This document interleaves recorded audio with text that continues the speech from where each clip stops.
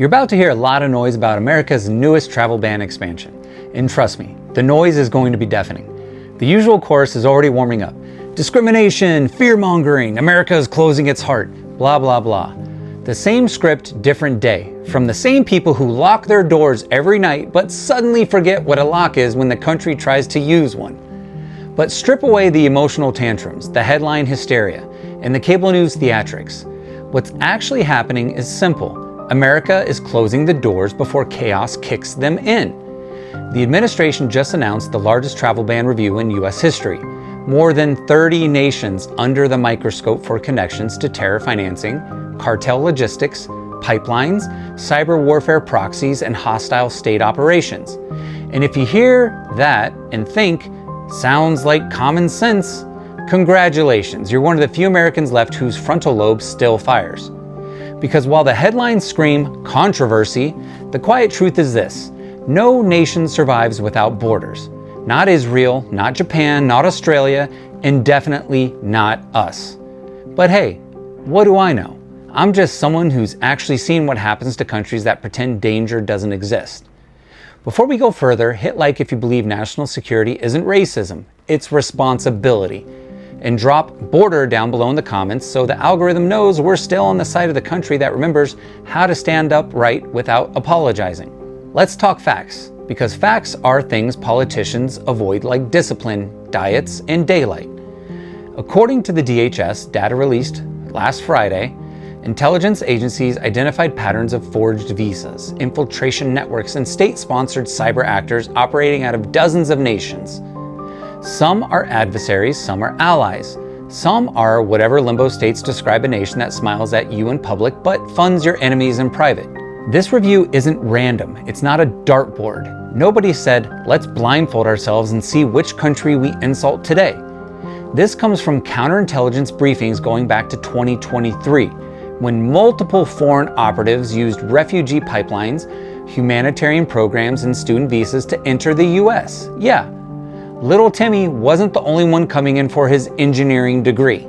So when the government says review, what they really mean is who's getting in, why are they coming, and who's paying their airfare. Because let me tell you something, when nation states pay the travel bill, they're not sending their best. They're sending the guy who knows how to build a bomb with a lithium battery and a bad attitude. Comment down below, is this protection or paranoia? I'll feature the best answers in Sunday's live stream. Keep it sharp, keep it honest, keep it Watchmen level disciplined. We don't attack people, we attack the argument. Now let's address the media's favorite bedtime story. Innocent families being separated by evil American policies. Look, nobody is cheering for families getting stuck in bureaucratic purgatory. But pretending every person entering the US is sweet, harmless Hallmark character is how you end up with candlelight vigils and headlines that begin with the words, authorities confirm. Since 2010, the US has documented over 450 terror-related arrests tied directly to foreign travel visas. That's not counting the ones who weren't caught, or the ones who slipped through because somebody in the office prioritized feelings over fingerprints. But wait, it gets better. Last year alone, America lost 112,000 people to fentanyl. 112,000 American families shattered because we treated border security like a suggestion instead of the line in the sand. Our open door policy didn't make us compassionate. It made us a vending machine for our enemies. So let me put this in military terms. This travel ban isn't fear, it's triage. If the body is bleeding out, you stop the bleeding. Then you worry about bedside manners. Share this video with someone who's been lied to about what this ban actually means. Not hate, not division, just defense. America needs fewer arguments and more adults in the room. Here's where critics get loud and predictable. They're already claiming the list targets the global South. Translation: they want you to think the US woke up and randomly chose countries to bully. But dig deeper, something the media avoids because it requires reading. Countries on this list include nations with active terror proxies, untraceable passport systems, mass forgery industries, zero cooperation with Interpol, zero extradition treaties, and zero ability to verify identities. That is not profiling, that's pattern recognition, something the national security world teaches on a day-to-day basis. If your nation knowingly harbors militants, if your government refuses to share criminal databases, if your passport system has the security of a dollar store scratch-off ticket, you don't get a free pass at LAX. That's how grown-ups run countries. Every denied visa saves time, money, and potentially a life. Funny how nobody complaining about the policy has an alternative, just feelings. Hit subscribe if you believe national sovereignty still matters. We're building a movement that doesn't bow to outrage mobs or algorithmic censorship. Now, let's be fair. Something critics love when it helps them and hate when it doesn't. Every policy has two sides, protection and projection. Where's the balance? If we overreach, we risk isolating allies or fueling propaganda that America is closing its doors, which, let's be honest, might not be the worst idea after letting half the planet stroll in for a decade.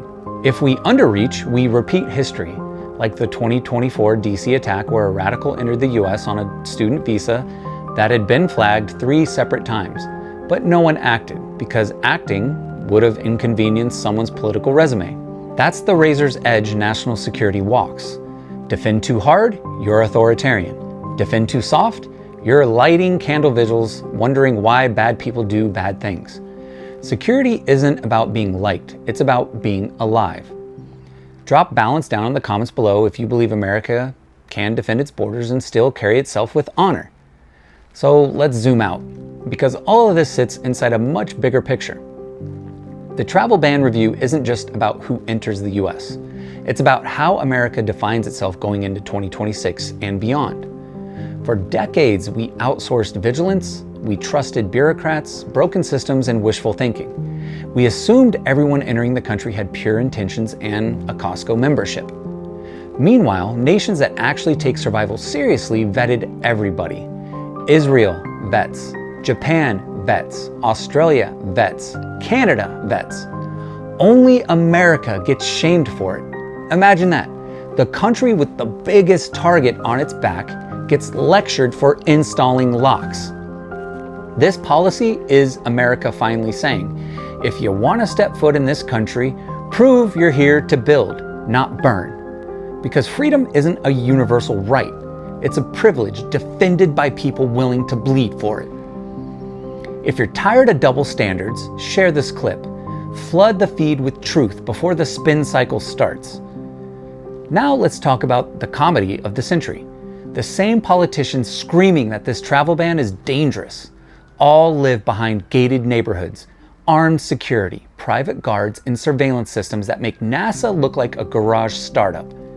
But when you want the same protection for your family, suddenly you're a xenophobe who doesn't understand compassion.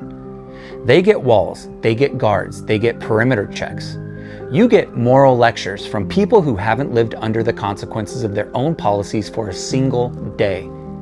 This isn't about race, it's about risk and leadership. Real leadership means making tough calls before tragedy does it for you. This isn't the 1950s.